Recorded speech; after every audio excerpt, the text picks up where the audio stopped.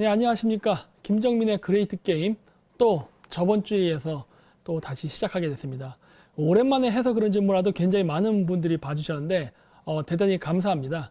저희가 요즘 계속 그 해킹을 당하고 그 다음에 홈페이지 작업을 하는데 자꾸 망가져요. 그 방해하는 애들이 많아서. 그래서 지금 또 유튜브 채널도 없어졌다 또 복구하고 이러느라 일이 진도가 안 나가지고 저희가 지금 매주 3번 하던 거를 좀 2번으로 줄여서 하게 됐는데 그분은 좀 양해 바랍니다. 그래도 뭐 오랜만에 했는데 많은 분들이 시청해 주셔서 대단히 감사하고요. 금요일은 제가 원래 그 채팅 읽어주는 남자를 하지만은 그래도 조금씩 시간이 날 때마다 제가 좀 시간을 쪼개가지고 좀 자료 연구를 해가지고 이렇게 가끔씩이라도 그레이트 게임은 유지하려고 합니다. 아무래도 많은 분들이 그레이트 게임을 더 선호하시는 것 같더라고요. 그래서 하려고 하고 뭐 앞으로도 제가 봤을 때 저희가 활동하는 거는 굉장히 그 많은 어려움이 계속 따를 것 같습니다. 왜 그러냐면은 최근에 그 뉴스가 하나 난 게 있는데 그 혐오법 만들어 적극 대응해야 국민 절반 이상 필요성 동의해가지고 지금 자기네 그 정치 세력을 비판하는 그 언론 그런 것들을 지금 입에 재갈을 물리려고 지금 법안을 통과시키려고 하고 있거든요. 아마 이런 거 하게 되면 가장 먼저 직격탄을 받는 게 저희가 될 겁니다. 지금 상태에서도 저희는 계속 공격을 받고 있지 않습니까? 그래서 아마 여러 가지 문제가 생길 거고 또 어려움이 있을 것 같지만은 저희가 지금 홈페이지 제작을 지금 계속 하고 있거든요. 그래서 나중에 만들어지시면은 그쪽에 오시면은 저희가 어디에 또 새로 유튜브 채널을 만들었는지 이런 것들을 또 공지하고 할 테니까 그때 많이 참조해 주시기 바랍니다. 그리고 이제 저희가 하는 전략이 뭐였냐면은 저희가 만든 영상들을 다른 사람들이 가져가서 수익 창출도 하고 그렇게 하라고 했잖아요. 그러니까 저희는 동의를 했는데 문제는 유튜브가 동의를 안 해주네요. 그래가지고 그 최근에 나왔던 그 뉴스였는데 여기 보니까 이게 그 저희 채널을 굉장히 그 많이 도와줬던 그 미디어 트랩이라는 채널이 있는데 거기서 이제 그 뭐랄까 이게 날짜가 아마 12월 28일인가 29일인가 그랬을 겁니다. 그래가지고 유튜브 채널 정책이 바뀌어가지고 기준에 복제해서 재사용된 콘텐츠를 쓸지 못하게끔 한다는 게 법이 생겼대요.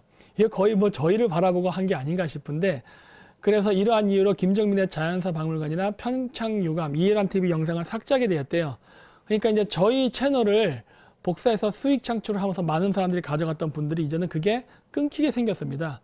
그래서 어떻게 보면은 아마 저희 채널을 복사해 가시는 분들 중에 그 많은 분들은 앞으로 채널을 복제하지 않고 아니면 또 아예 그 저희 영상을 삭제하지 않으면은 수익 창출 유지가 안 되는 그런 현상이 발생될 거예요. 그래서 저희 영상이 퍼지는 것을 막으려고 하는데 물론 여기에 대한 대비책도 저희는 또 있습니다. 있지만 뭐 이러한 거 수익 창출이 아니라 그냥 확산시키는 걸 목적으로 하시는 분이라면은 그냥 유지시켜 주세요. 근데 아마 수익 창출은 되지 않을 것입니다. 하지만 이제 알리는 거에 더 관심이 있으신 분들은 그렇게라도 계속 해주시면은 감사하고 뭐 그렇다고 저희 영상을 지운다고 해서 저희가 뭐 서운해하거나 그런 건 아니니까 오해는 마시기 바랍니다. 그리고 이제 계속 그 미디어 트랩 채널은 계속 저희 쪽 우파 쪽에서 그 나름대로 젊은 사람이 목소리를 내는 채널이니까 그쪽도 계속 많이 봐주시고 성원해 주시기 바랍니다. 그리고 이러한 현상은 저희 이쪽에서만 일어나는 게 아닙니다. 이게 보시면은 그 중국을 비판하는 그 유명한 그 미국의 채널이 있어요. 차이나 언센서드라고 있어가지고 이 방송이 굉장히 재밌고 내용도 굉장히 깊습니다. 보면은 엄청나게 그 놀라운 내용들도 많이 이렇게 조사해서 올리고 하는데 이 채널도 경고를 먹었습니다. 그래서 이런 식으로 그러니까 지금 전 세계적으로 중국을 비판하는 채널을 중국이 그 자기네 13억 시장 뭐 이런 거 그다음 돈줄로 이렇게 협박을 하면서 위협을 가합니다. 아마 그래서 이러한 현상이 발생하는 게 아닌가 싶어요. 그래서 이거를 뭐 미국 쪽 구글 본사에다가 뭐 알려서 김 박사님이 억울한 거를 뭐 전파해 주세요 하는데 소용없습니다. 해봐야 똑같은 현상이 일어납니다. 그래서 뭐 이거는 뭐 한국에서만 일어나는 게 아니라 전 세계적으로 일어나는 현상이니까 그러려니 하고 받아들이면서 우리가 해야 될 것은 무엇이냐? 이러한 탄압을 통해서 여러분들이 진짜로 전 세계적으로 중국 공산당들이 이 전 세계를 공산화시키기 위해서 이렇게 돈과 그 다음에 각종 협박이나 무력으로 압력을 넣는다는 걸 여러분들이 실감을 하시고 그러한 사람들을 도와주면 되는 거예요. 간단합니다. 예. 유튜브 수익 창출 안 되면 어떻습니까? 다른 방식으로 지원하면 돼요. 그래서 저번에도 제가 얘기했지만 슈퍼챗은 이제 안 됩니다. 근데 저희도 사실 이거를 계속 운영하고 정보를 습득하고 하려면 모든 게 비용이 발생하니까 저희도 좀 낯간지러운 소리지만은 후원은 저희들도 요청을 합니다. 왜냐하면 자꾸 저희들이 수입을 얻을 수 있는 길을 차단하기 때문에 그래서 하는데, 그래서 저희가 일단은 유도하는 게 투네이션이에요. 뭐 계좌이체로도 뭐 직접 해주신다고 하는데 뭐 그것도 고맙습니다. 하지만은 투네이션이라는 방법을 쓰게 되면은 이게 뭐 어느 나라에 있든 자유롭게 그게 가능하거든요. 외국에 있다 하더라도. 그래서 이쪽을 저희가 많이 유도하는 편이고, 저번 편에서도 안내를 했으니까 간단하게 설명드리면은 이렇게 그 유튜브 홈페이지 들어가셔서 인터넷 홈페이지 들어가셔서 오른쪽에 조그만 화면, 스마트폰으로 볼 때 화면입니다. 이렇게 들어가신 다음에 로그인을 하시면 됩니다. 뭐 새로 로그인 아이디 패스워드 만드셔도 되고, 아니면 기존에 뭐 구글이라던가 트위터 아니지 카카오톡 이런 것들이 있으면 그거로도 로그인이 가능합니다. 그래갖고 그 아프리카 TV의 별풍선을 사듯이 이게 그 사이버 머니를 사더라고요. 그래서 사서 그거를 저희한테 주는 방식으로 되어 있는데, 그렇게 구매하신 다음에 저희 그 홈페이지 밑에 유튜브 채널 밑에 보면 저렇게 투네이션이라고 있거든요. 저기를 클릭하셔서 오셔서 이게 후원을 하시면 됩니다. 그리고 잊지 말아야 될 거는 저희와 함께 그 일을 같이 하고 있는 GZZS 있죠? 그 안정권 대표. 그쪽에도 투네이션을 좀 지급하는 거를 좀 같이 해주셨으면 합니다. 왜냐하면 아실 거예요. 그 안정권 대표도 저번에 했던 그 점오 방송에서 드디어 수익 창출이 잘렸어요. 그래서 이런 식으로 계속 돈으로 압박을 하면서 자기네들이 원하는 방식으로 자꾸 양떼머리를 하려고 하는데, 저희 같은 늑대들이 양떼가 아닌데 따를 수 없죠. 그래서 저희는 이런 식으로 계속 지원을 받으면서 계속 저희가 주장하고자 하는 내용들을 계속 말하고자 합니다. 그래서 이렇게 나중에 그 누르시면 돼요. 그리고 저희는 이러한 중국의 압박에 대항을 하는 것입니다. 그렇죠? 정확히 얘기하면 중국이란 나라 전체가 아니라 그 중공, 즉 중국 공산당입니다. 이 공산당 때문에 사실 압제를 당하고 탄압을 당하는 사람들은 중국 내부에도 많아요.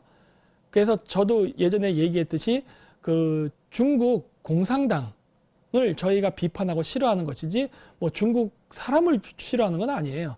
그 사람들도 제가 얘기했지 않습니까? 한국에 들어오는 중국 유학생들이 잠재적 스파이가 된다고 하는 것은 그 사람들이 중국 공산당이 내린 지령을 안 따르게 되면은 유학생활 끝나고 중국에 들어갔을 때 취업에 불이익을 주거든요. 그래서 할 수 없이 움직이게 되는 겁니다. 그래서 저는 그런 내부 사정을 잘 알아요. 그렇기 때문에 저도 중국에 있을 때에도 중국 공산당하고는 관시를 맺지 않았지만은 중국 농민군하고는 친하게 지냈다고 했잖아요. 왜? 그런 어려움과 그 사람들의 애로사항을 잘 알기 때문에. 그래서 저희가 하는 방송은 그 중국을 비난하는 방송이라기보단 중국 공산당입니다. 근데 이거 중국 공산당이라고 얘기하려면 말이 너무 길어지잖아요. 그러다 보니까 저희가 자꾸 중국 얘기하는 거니까 그거에 대해서는 오해하지 마시기 바라고요. 그리고 그러한 그 중국 공산당의 그러한 압제와 탄압으로 그 유튜브 채널이 저희의 수익을 창출을 막고 하는 거는 충분히 이해합니다. 뭐 기업하는 사람이 그럼 이익 창출해야지 뭐 어쩌겠어요. 그렇게 압력을 당하고 하는데, 그래도 저희는 이렇게 유튜브를 사랑합니다. 그러니까 유튜브 채널이 저희를 탄압하고 계정을 폭파시킨다고 해서 저희는 유튜브 채널에 대해서 악감정이 없어요. 뭐 그런 거 아닙니까? 사업하다 보면 이런 거지 뭐 다 이해할 수 있어요. 어차피 압력에 밀려서 그런다는 거 다 알고 있으니까 뭐 서로 웃으면서 좋게 가자고요. 그리고 너무 그렇게 그 야박하게 공격하지 마시고 좀 이메일도 좀 줘가면서 친절하게 상호 소통을 해가면서 저희 채널을 폐쇄한다거나 수익 창출을 없애고 하는 거를 좀 해주셨으면 합니다. 최소한 알려는 주셔야 될 거 아닙니까? 예?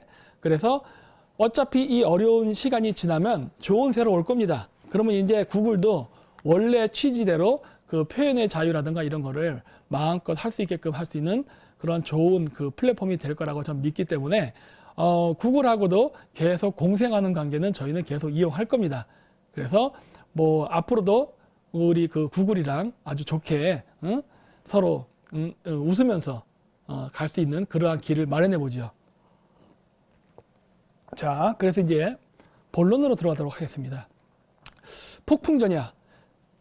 굉장히 지금 상황이 안 좋습니다. 우리나라 사람들은 아직도 국내 문제에 매몰돼 갖고 뭐 문재인 개새끼, 뭐 그다음 김정은이가 뭐 서울에 오냐 안 오냐 갖고 지금 이슈 논쟁하는데 지금 그게 문제가 아닙니다. 여러분들 너무 시야가 좁으세요. 그 세계 10위 경제권, 11위죠. 경제 대국의 그 스케일에 비해서 대한민국 국민들이 갖고 있는 그 시각이라던가 시야는 너무 개발도상국 수준밖에 안 돼요. 우리나라 이 정도 경제력이면요, 이제 그 동맹국으로서 그 서방 국가죠. 미국을 주축으로 한 그 서방 국가들과의 동맹국으로서 좀 더 넓은 시각을 가지고 국제적 세계 무대에서 이제 활동해야 돼요. 그리고 그러기 위해서 우리 국민들 자체가 많이 개몽이 돼야 되고 세계 정세에 눈을 떠야 됩니다. 그래야 북한 문제가 해결돼요.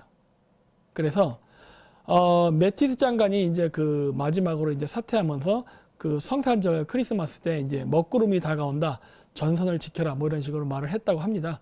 맞습니다. 지금 굉장히 상황이 안 좋습니다. 그리고 이 안 좋은 상황이 언제까지 지속될지는 모르지만은 분명한 것은 미국과 중국의 패권 경쟁은 어느 한쪽이 쓰러지기 전까지 멈추지 않을 것이라는 겁니다. 따라서 우리나라는 지금 이러한 두 강대국 간의 패권 경쟁 속에서 그 폭풍의 한 가운데 있는 나라로서 어떻게 이것을 현명하게 극복할 것인가를 지금부터 진지하게 고민을 하면서 앞으로 1년만 뒤에 올 국회의원 선거라든가 그 다음에 올 대선, 대통령 선거 이런 거에 대해서 지금 대책을 세워야 되는 거예요. 그래야 우리가 국회의원을 새로 뽑고 대통령을 새로 뽑았을 때 우리나라 경제도 되살아나고 한미 군사동맹도 다시 공고해지면서 우리가 예전 같은 삶을 살 수 있게 되는 거예요. 지금 다 모든 사람들이 경제 때문에 걱정하지 않습니까? 예? 요즘은 문재인 지지했던 사람들도 문재인 욕해도 뭐 찍소리도 못한다면서요. 그러니까 이런 일을 한 번 더 만들면 안 되지 않습니까?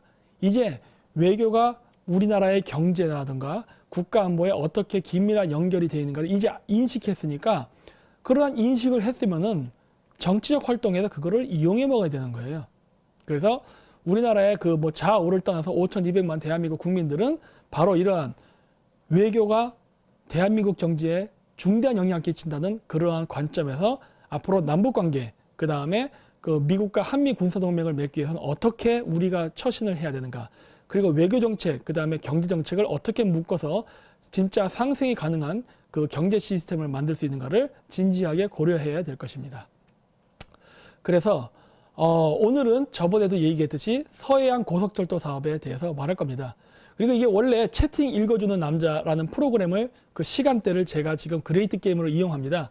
그래서 지금 이거 방송하면서도 많은 분들이 이렇게 질문도 해주시고 계속 댓글이 올라오는데 이게 페이지가 워낙 많기 때문에 제가 이걸 다 일일이 읽어드릴 수가 없습니다. 그래서 저번 했던 그 그레이트 게임처럼 저는 그 여러분들이 쓰는 채팅 내용은 읽지 않고 제가 준비한 PPT를 계속 그 말하는 방식으로 하겠습니다. 그래서 제가 뭐 여러분들에게 그 채팅을 읽어주지 않고 너무 이렇게 독재적으로 이렇게 제 컨텐츠만 말한다고 해서 너무 서운해하지는 말아주시기 바랍니다. 제가 이번에 하고 다음번에 해서 화웨이까지 끝나면 다시 채팅 읽어주는 남자는 할 겁니다. 그러면 그때 제가 이번에 만들었던 그레이트 게임 3개 시리즈를 가지고 한번 자유롭게 그 소통하는 시간을 가질 테니까 그때까지는 조금 답답하시더라도 잠시만 참아주시기 바랍니다. 자, 그래서 저번에도 보여드렸던 PPT인데 그 민주당 쪽의 박주선 의원이 예전부터 이미 군산, 목포, 제주도인가요? 진도. 이 진도가 연결하는 서해안 고속철도 개발에 대해서 계속 주장을 많이 해왔습니다. 근데 이거는 문제가 많아요. 왜 그러냐면 이거는 그 돈이 많이 드는 사업이기도 하고 그 다음에 철도를 만든 다음에 유지하는 비용이 많이 듭니다. 따라서 이용하는 인구가 적으면요, 이 사업은 적자가 나게 돼 있어요. 그리고 이 사업이 잘 되게 되면은 또 반대로 고속버스 사업이 망할 수도 있어요. 그러니까 이런 여러 가지를 역학 관계를 고려하면서 사업은 추진해야 돼요. 무조건 좋다고 하면 안 됩니다. 그리고 또 하나, 이거에다가 외국 자본을 끌어들인다 할 경우에는 그 외국 자본이 우리의 이 산업을 잠식하지 않을까라는 것까지 함께 걱정하고 고려해야 됩니다. 자, 예를 들어 보세요. 예를 들어서 고속철도 사업을 하면 이거 돈이 많이 드는 사업입니다. 따라서 지자체 자원만큼은 가지고만은 안 되고 따라서 중앙정부로부터 자금 지원을 받아야 돼요. 근데 이 지방자치 이 도시들, 군산, 목포, 진도 이런 지역을 통과하는 고속철도 사업이 이루어진 다음에 그 사업을 통해서 수익이 창출돼야만 되는 거예요. 왜 그러느냐? 정부 예산 기껏 써가지고 적자 산업이 되면 이거 골칫거리거든요. 안 하면 못하게 돼요. 그러면은 정부가 쓸데없이 사업을 벌리는 바람에 정부의 만성적인 적자가 됩니다. 그러면은 돈을 모아가지고 다른 데 좋은 데 써야 될 거를 못 쓰고 그냥 유지 보수한 대로만 돈이 쓰이면서 다른 진짜 좋은 일을 못하게 되는 멍청한 사태가 발생하는 거예요. 근데 그것만 발생하는 게 아니죠. 여기 진도, 군산, 목포 이쪽에 인구가 얼마 안 되지 않습니까? 근데 이 얼마 안 되는 인구를 고속철도를 깔아버리게 돼서 고속철도가 움직이게 되면은 그 지방으로 가던 고속버스 사업이 다 도산하게 돼 있어요. 그러면 나중에 고속철도 사업을 했다 실패한 다음에 다시 원상복귀를 하려고 해도 아주 골치 아픈 문제가 발생합니다. 근데 플러스 여기 외국 자본이 들어가면 어떻게 되죠? 외국 자본이 고속철도 사업을 잡아먹으면서 우리나라의 고속버스 사업도 망하고 국가 예산 적자도 발생하고 그리고 정작 철도는 외국인이 가져가는 진짜 이상한 사태가 발생하죠. 그래서 이런 것들을 방지하기 위해서 우리는 단순히 뭐 이동거리 시간이 짧아진다, 뭐 소통이 좋아진다, 뭐 교류가 활발해진다 이런 것도 좋지만 여기에 따라서 그 지역 경제가 어떻게 되는가까지도 함께 고려해야 돼요. 왜냐면은 지역 경제가 무너지게 되면 세금을 낼 국민이 사라지기 때문에 그래요. 그리고 세금을 적게 걷게 되고 세금을 적게 걷게 되면 결국 이 적자투성이의 고속철도 사업을 운영할 자금이 없어지게 됩니다. 따라서 국가 부도 사태가 나는 거예요. 그래서 안 된다는 겁니다. 신중한 고려가 있어야 되는 거예요. 근데 여기 보시면은 김영록 의원 호남 고속철도 논란 전남지사 결단해야. 그래서 이게 역시 민주당 출신이에요. 그래서 호남 고속철도를 빨리 하라고 종용을 합니다. 그래가지고 호남 고속철도 연결되면은 자기네들이 좋아진다 해요. 근데 그렇지 않을걸요? 왜 그러냐면 예전에도 그 기존에 지금 고속철도 사업도 봐서 아시겠지만은 고속철도가 뚫리게 되면요. 서울로 중앙 집권화가 이루어집니다. 그래서 지방 상점이나 가게들이 다 망하게 돼요. 왜냐면 부산이나 대구에 있는 사람들이 자기 지역에서 뭐 맛집을 가던 어떤 소비를 하는 게 아니라 고속철도를 타고 그냥 서울로 와버린다니까요. 그러다 보니까 지방 상권이 무너지는 경우가 생겨요. 이거 연결하게 되면 그런 일이 발생할 텐데 왜 그런 건 고려 안 할까? 그렇잖아요. 그 경상도라든가 이쪽으로 연결된 노선을 따라서 대구라든가 부산이라든가 이런 쪽에 많은 그 상점들이 문을 닫았습니다. 물론 부산 같은 경우는 해운대만 좋아요. 해운대만. 그리고 그 나머지 지역 상권은 많이 무너졌다고요. 왜? 이게 고속철도를 뚫게 되면 한국같이 작은 나라에서는 중앙 집권화가 일어나기 때문에 모든 게 서울로 집중되게 돼 있어요. 그런 단점이 있습니다. 그래서 그런 단점에 대한 보완 대책 없이 그냥 막 했다가는 망합니다. 근데 국회의원들은 왜 저런 고속철도 사업에 그렇게 심혈을 기울이고 그리고 그거를 막 추진하려고 할까요? 다 돈에 대한 문제입니다. 돈. 그래서 그러는 거예요. 그래서 그 지역 주민들은 아무리 국회의원들이나 정치인들이 그런 걸 하자고 해도 그러면서 그것이 뭐 마치 주민들에게 좋은 혜택을 줄 것처럼 얘기를 해도 국민들 자체가 냉정하게 그거를 검토해야 됩니다. 그래야 여러분들이 손해를 안 보세요. 자, 그래서 여기 보시면은 2014년 4월 21일 날 그 한국 코레일 사장이 방북을 했습니다. 그래서 SRX 추진 논의 주목해가지고 그 중국 북경서부터 해서 북한을 통과해가지고 한국 그 대한민국 서울 물론 부산까지 다 연결됩니다. 고속철도니까 이러한 그 유라시아 연결 대륙철도를 만드는 프로젝트를 하려고 했어요. 그래서 제가 얘기했지 않습니까? 대륙 간 연결철도 사업은 아주 오래전부터 논의가 있어 왔다고. 그래서 저는 기본적으로 이 사업에 대해서 반대하진 않아요. 하지만 이러한 남북 연결철도를 만든다 하더라도 그것은 우리의 우방인 미국과 충분한 의견 조율이 된 다음에 해야 되는 겁니다. 이렇게 우리의 우방국을 무시하고 무턱대고 하는 거 전 반대예요. 왜? 자칫 잘못하면 우리가 경제 보복을 당할 수도 있으니까. 근데 지금 추진하는 이 세력들을 보면은 전혀 그런 거 고려하지 않습니다. 미국을 적대 국가, 적성 국가로 보고서 일을 하기 때문에 미국이 뭐라고 말을 하건 신경 안 쓰고 그냥 남북 간 연결하고 중국까지 연결해가지고 뭐 효율적인 물류 유통 뭐 이런 거 이런 말만 하면서 이 아름다운 말만 하면서 실질적인 부작용은 다 철저히 숨기면서 지금 이 사업을 추진하려 한다고요. 근데 여러분 이제 아실 거예요. 남북 연결철도가 얼마나 무의미하고 그리고 현재로선 실현 불가능한지. 물론 그럼에도 불구하고 이 정부는 지금 몇십 조를 투입해서라도 이걸 하려고 합니다. 결국 그 몇십 조의 자금은 북한에게 그냥 고스란히 넘겨줄 거예요. 그리고 그 돈은 북핵 개발에 쓰이겠죠. 그래서 코레일 체인의 사장 중국에서 국제열차에 타고 평양행. 한번 이게 가보는 거예요. 중국에서 북한, 북한에서 한국 이 연결하는 노선을 지금 추진하려 하고 있거든요. 우리나라 한국철도가 자경화되어 있는 거 아십니까? 네, 거의 뭐 노조들하고 거의 좌파 사람들이 장악하고 있어요. 그러다 보니까 이 KTX 한국철도공사가 회사의 이익 창출이라는 목적보다는 정치적 노름에 많이 놀아납니다. 그래서 수지 타산도 맞지 않는 철도 노선을 마구 깔면서 적자 기업이 되고 있어요. 지금 거덜날 겁니다. 거덜나면은 당연히 외국 자본, 정확히 얘기하면 중국인들이 이 한국 철도를 장악할 겁니다. 이 작업을 지금 중국이 하고 있는 거예요. 그거를 우리나라 고속철도 사업, 남북 연결 사업, 그 다음에 유라시아 철도 사업 이런 아름다운 명목으로 뭔가 그 노스텔지어의 그런 파라다이스와 같은 그런 모습으로 묘사를 하면서 지금 그러한 사업을 하고 있는데 저는 이 사업 추진에는 반대입니다. 그래서 자 보십시오. 코레일 중국에서 철도 승차권을 판매한다라고 합니다. 이게 뭐예요? 중국 사람들이 한국에 여행을 와서 이렇게 기차 타고 여행하는 거 있잖아요. 이런 거 할 때 그 철도 티켓 판매하는 거를 인터넷 구매가 가능하게 한다는 거예요. 이거 중국 사람들 많이 오라고 하는 거네. 이런 거 왜 하는지 모르겠어요. 굳이 이렇게 할 필요가 있는 겁니까? 난 그거를 묻고 싶은 거예요. 이렇게 안 하면 중국 사람들이 우리나라 기차 티켓 못 사나요? 응? 왜 이 얘기를 하느냐? 이 사건 하나로 봤을 땐 특별한 문제가 없어요. 근데 모든 거는 제가 늘 그레이트 게임에서 얘기하듯이 큰 그림을 봐야 됩니다. 코레일이 지금 추진하고 있는 모든 사업을 전체적으로 보게 되면은 이 코레일이 지금 무엇을 하려는가 의도가 보이거든요. 근데 이 의도는 매우 불순합니다. 자, 그래서 코레일 유통이 중국 위챗페이 결제 서비스를 도입한답니다. 중국 결제 서비스를 도입하면서 중국 애들에게 수수료를 주는 사업을 하는 거예요. 이게. 우리나라에도 결제하는 데 많잖아요. 왜 굳이 중국 위챗페이 씁니까?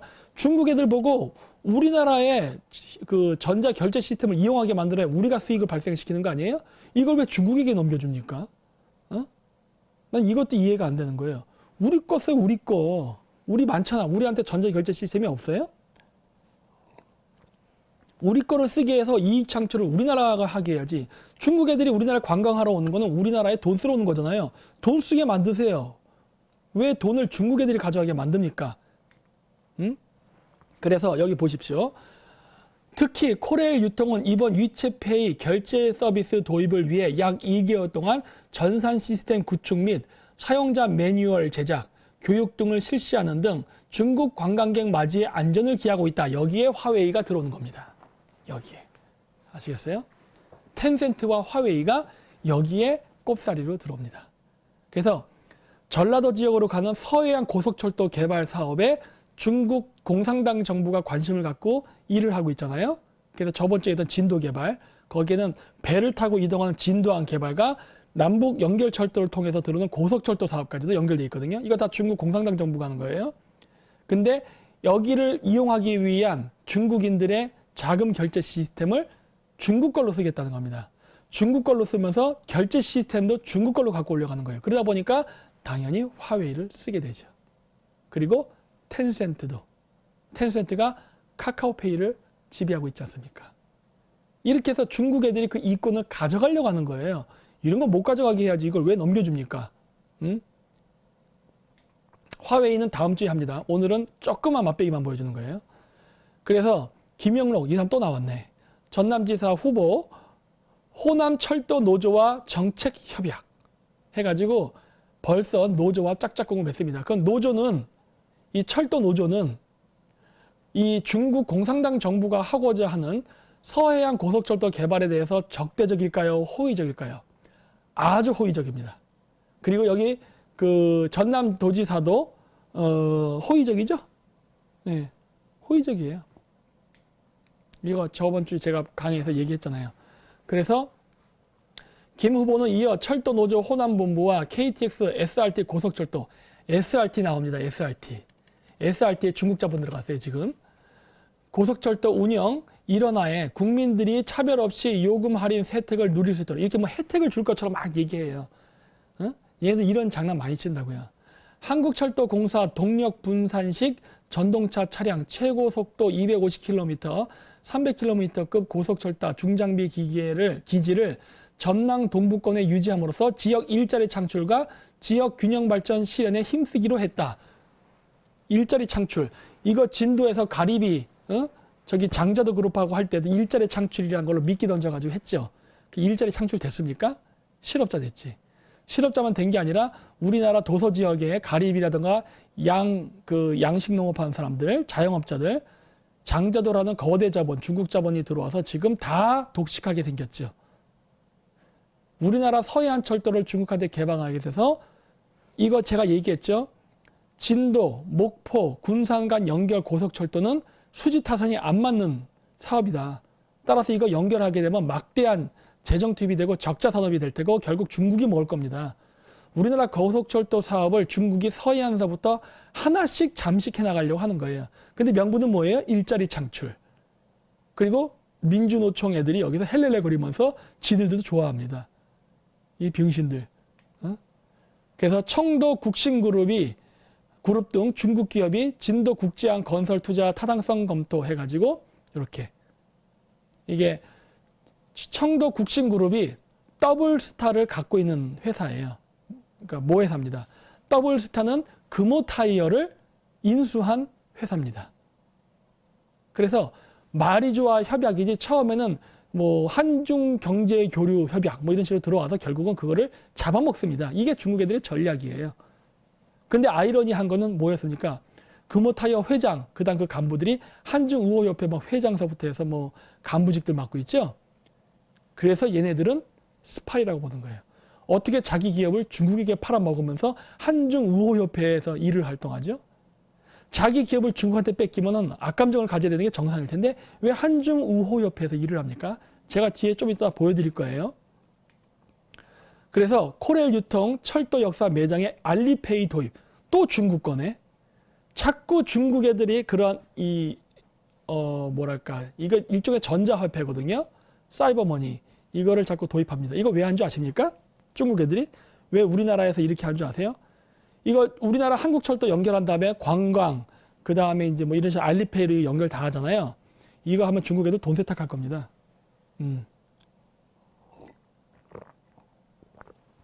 왜 한국 거를 안 쓰고 굳이 중국 거를 쓰느냐? 중국의 전자결제 시스템을 이용하느냐? 돈 세탁하려고 하는 거예요. 연결 잘 안 되시죠? 이거 돈 세탁하려고 하는 겁니다. 돈 세탁하게 되면은 여기에 협조했던 우리나라 공무원, 국회의원, 시의원, 도의원 다 먹겠네? 커미션.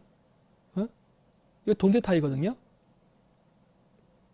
그렇기 때문에 한국의 전자결제 시스템은 안 쓰려고 하는 거예요. 왜? 한국은 내가 얘기했잖아요. 투명한 나라라니까. 투명하기 때문에 한국 결제 시스템을 쓰면은 돈 빼돌리기가 안 돼요. 빼돌릴 수가 없다고. 너무 투명한 결제 시스템으로 가기 때문에. 그래서 안 쓰는 거예요, 이렇게. 중국 관광객들 한국에 오는 거 100명, 1000명 오서 100명 갖다 속여도 누가 알겠어요. 응? 이런 식으로 장난칠 거라고, 이거. 눈에 뻔히 보이는 수작질인데. 이거를 왜 그냥 인정해 줄까요? 그저 수익 창출. 뭐 한국 철도가 먹는 수익 창출도 있겠지만은 또 뭐 아닙니까? 뒷돈 빠질지. 이거 얼마든지 뺄 수 있거든요. 사이버머니이기 때문에. 그래서 이런 식으로 철도 사업과 항만 사업을 연결하려고 하는 겁니다.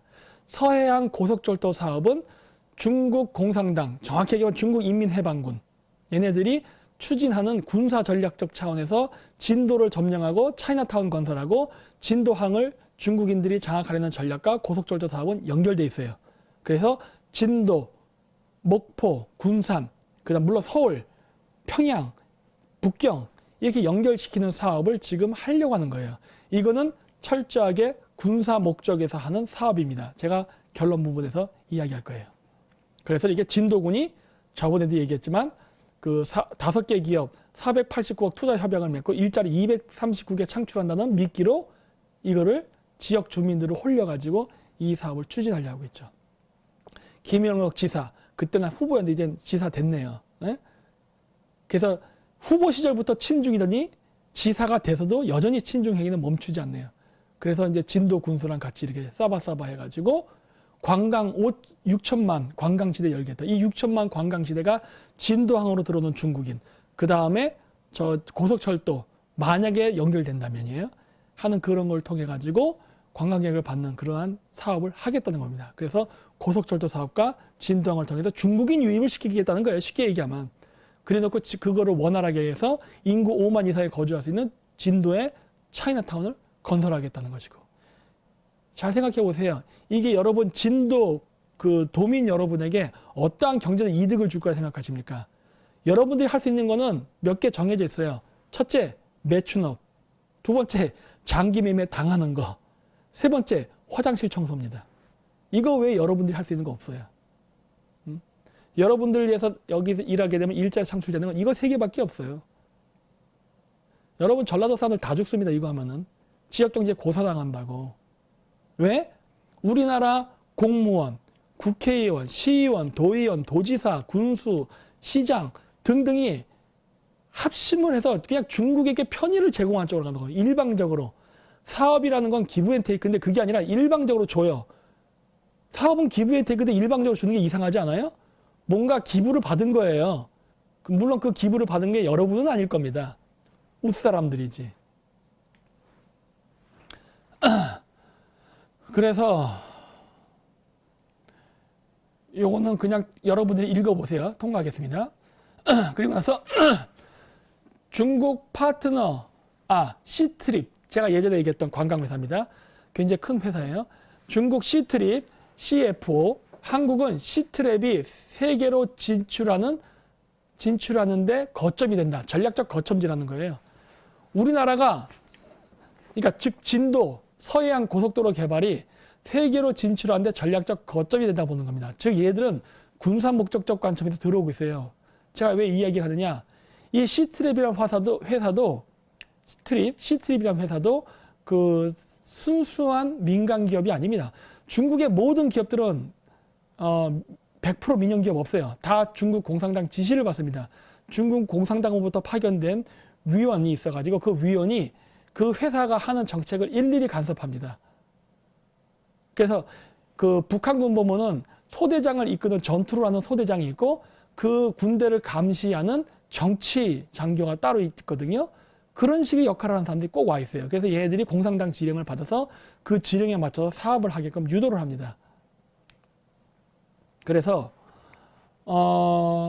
순 CEO는 그 중국 시트립 그 회장이 한국 고객 76%는 전화로 피드백을 하는데 이는 다른 나라에 비해 월등히 높은 비율이라며 한국 소비자의 불만을 빠르게 접수하고 해결하기 위해 24시간으로 운영한다고 말했다. 이 얘기는 뭐냐? 지금 텔레뱅킹 서비스를 얘기하는 건데 중국 애들이 개입하게 되면은 한국에서 텔레뱅킹 서비스 하시는 분들은 다 실업자 됩니다. 왜? 조선족 쓸 거니까. 인건비 싸거든요. 그래서 우리나라 일자리가 다 없어질 거예요. 일자리 창출이 아니라니까요. 이렇게 몇백억씩 들여가지고 일자리 280개 창출해 놓고서 텔레뱅킹 하는 사람 수천 명 다 잘릴 거예요. 이게 일자리 창출입니까? 전체적으로 마이너스로 가는 건데. 예? 그리고 조선족들이 텔레뱅킹 서비스를 하게 되면은 여러분의 신상정보 다 털리는 거예요. 그건 알고 계세요? 중국 애들 이거 왜 한 줄 아십니까? 여러분 정보 빼내려고 하는 거예요. 돈을 벌면서 개인정보 뽑아내려고 하는 겁니다. 플러스 서해안의 중국화 작업. 이게 다 복합적으로 연결돼 있어요. 이런 수를 왜 못 읽을까? 아니면 알면서도 돈 때문에 그러는 걸까? 상당히 궁금합니다. 그리고 서울을 점찍은 건 한국이 그만큼 매력 있는 시장이기 때문이다. 순 CEO는 한국은 인구 3분의 2가 매년 해외여행을 간다. 또 한국 소비자의 모바일 서비스 이용률은 73.8%로 전 세계 평균이 68%를 상회한다면서 빠른 서비스와 효율을 중시하는 한국 소비자에게 트립닷컴만의 특화된 서비스를 제공할 것이다. 특화된 서비스가 뭐예요? 값싼 텔레뱅킹 서비스, 즉 조선족을 이용한 텔레 서비스를 써가지고 우리나라 텔레마케팅 서비스 죽여버리겠다는 것이고, 여러분 정보를 뽑아내겠다는 것이고, 그 다음에 한국의 그 결제 시스템을 아까 뭐 그 위챗페이라든가 중국 거 쓴다 그랬죠? 그래서 그 모든 수수료까지 중국이 다 가져가겠다는 거예요. 그럼 한국은 여기서 얻는 게 뭡니까? 한국은 여기서 얻는 게 뭐예요? 과거 제주도의 중국인 관광객처럼 장소만 제공해 주는 거예요. 중국 애들이 놀러 갈 수 있는 장소만 제공해주고, 거기에 대한 관광 수입, 심지어 결제 수수료, 그 커미션, 텔레뱅킹, 뭐 수수료, 모든 것들은 다 중국이 가져가는 거예요. 우리 뭐예요? 그래서 내가 했잖아요. 청소만 하게 될 거라고, 청소만. 그래서 중국 남자들 오면 한국 남자들 매춘 사업 해줘야죠. 가끔씩 장기 매매도 당해줘야죠. 그리고 화장실 청소가 내가 일자리 창출을 쓸 수 있는 직업이 된다고 한 거예요. 이유가 있어요. 제가 이렇게 얘기한 데는. 여러분들 여기서를 통해서 돈 벌 수 있는 게 아무것도 없습니다. 왠지 아세요? 그냥 중국 동남아시아 보세요. 중국 동남아시아 원주민들이 어떻게 사는가. 근데 중국 동남아시아 화교들은 어떻게 삽니까? 그거 만들려고 하는 거예요. 지금 그거. 아시겠어요? 여러분들 노예 만들려고 한다니까. 중 최대 온라인 여행사 시트립 한국 단체 관광 상품 재판매 롯데그룹 계열사는 이용 중지. 정적 의도가 보이죠. 이유가 뭡니까?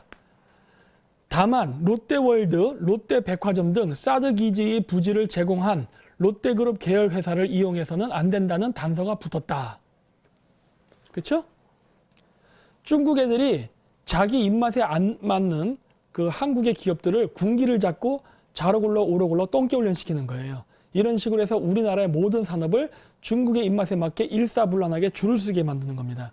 그래서 중국 애들이 들어와서 우리나라 사업과 교류를 하게 되면 그 산업은 중국에게 먹힐 뿐만 아니라 거기서 종사할지도 모르는 한국인 그 직원들까지도 중국 공산당 지령에 맞춰서 움직이게끔 만들려고 하는 거예요. 이게 중국이 우리나라에 진출하는 이유입니다. 그리고 더 넓게는 이거를 통해서 주한미군 철수까지를 목표로 하고 있어요. 김영록 전남지사 한중지방정부 문화관광 9가지 교류 방안 제안해가지고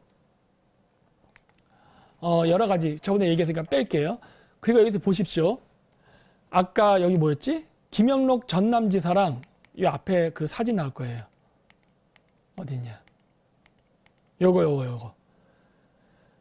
그 호남철도 노조가 이렇게 서로 정책 협약했다 했잖아요. 이게 중국 자본이 들어와서 호남 고속철도 개발하는 거를 그 노조와 협약을 맺어서 서로 합의봤다는 겁니다. 뭔가 아름답지 않습니까? 그림은 노조와 그 철도, 한국철도와 그 다음에 그 국회의원, 도지사들이 힘을 합쳐서 마치 지방, 전라도 지역을 개발하는데 힘을 합치는 것 같은 아름다운 그림을 그리고 있는데 그거 다 개소리입니다. 이 뉴스는 뭐냐면 대륙철도 연구한다며 코레일 노사 외유성 출장 논란 해가지고 출장이 단순한 시찰 자료 수집이 아닌 업무와 직접 연관성이 있는가, 중국철도 공사 및 중국철도 노조 방문 협의에 적합이라고 썼어요. 근데 이거 적합하지 않았어요. 이거 놀러 갔어요. 가서 한 게 아무것도 없었습니다. 이게 그 SBS 뉴스인가 그럴 거예요. 한번 여러분들이 요거 단독 해갖고 대륙철도 연구한다며 코레일 노사 외유성 출장 논란이라는 요거 구글에다가 이 검색어로 쳐보십시오. 그러면 이거 동영상도 보실 수 있어요. 보시면은 얘네들 놀러 갔어. 내가 봤을 때 섹스 관광도 한 것 같아요. 온갖 향응 접대 다 받고 왔지. 그래 놓고 얘네들이 하는 말이 뭔지 아십니까? 김영훈 전 민노총 위원장은 중국 철도 모르고 남북 철도 말하는 건 우물안 개구리라며 귀감이 되는 출장 보고서 내겠다고 해명했습니다. 귀감은 무슨 개뿔이나 귀감이야. 어? 얘네들 그런 거 아니라니까요. 신나게 놀고 왔어요. 그래서 거기다 비판하니까 우물안의 개구리라는 거예요. 남북 연결 철도 사업 갖고 되겠어? 중국까지 연결해야지. 너희들은 우물안의 개구리다. 제가 봤을 때는 얘네들이야말로 우물안의 개구리입니다. 중국 애들이 지금 뭘 하려고 하는데. 응? 그리고 미국하고 외교적 관계가 해결되지 않은 상태에서 남북 경제 협력 철도를 뚫는다는 게 가능하다 보세요? 진짜 우물 안의 개구리지. 미국이 반대하면 뚫릴 것 같아? 응? 그리고 보십시오. 또 어떤 문제가 있는가? 유라시아 철도를 연결하고 있는 이 연결하는 지역의 나라들의 상태를 보자는 거예요. 보십시오. 중국 내에서도 경고, 목소리 커지는 1대1로 중국 내에서도 문제가 있다고 얘기를 하는 거예요. 중국 내에서도. 대상 국가 중 절반이 부적합. 이게 무슨 얘기냐? 지금 중국이 연결하려는 1대1로 사업을 하면서 죄다 그 국가들이 부채에 빠져서 허덕이고 있습니다. 모라토리엄 선언하게 생겼어요. 대표적인 나라 스리랑카, 파키스탄입니다. 몽골도 마찬가지고 여기서. 그래서 많은 나라들이 지금 부도가 나고 경제적 어려움에 빠졌어요. 이 1대1로 사업을 하는 것 때문에. 그리고 중국 자체도 여기에 너무 자금을 많이 투입해서 중국도 힘들어요. 그러니까 이 1대1로 사업에 참여한 국가들은 중국한테 차관을 빌리는 바람에 빚더미에 앉았고, 그렇다고 해서 중국도 그 개발도상국 국가가 가난하다 보니까 빚이 회수가 잘 안 돼요. 그래서 자금 유동성이 떨어지면서 중국도 많은 경제적 어려움을 겪고 있어요.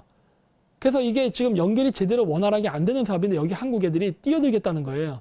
이거 뛰어들면 어떻게 되는지 아십니까? 호구됩니다. 중국 애들이 자기 돈 안 쓰고 한국 돈 꼬라박게 유도할 거예요.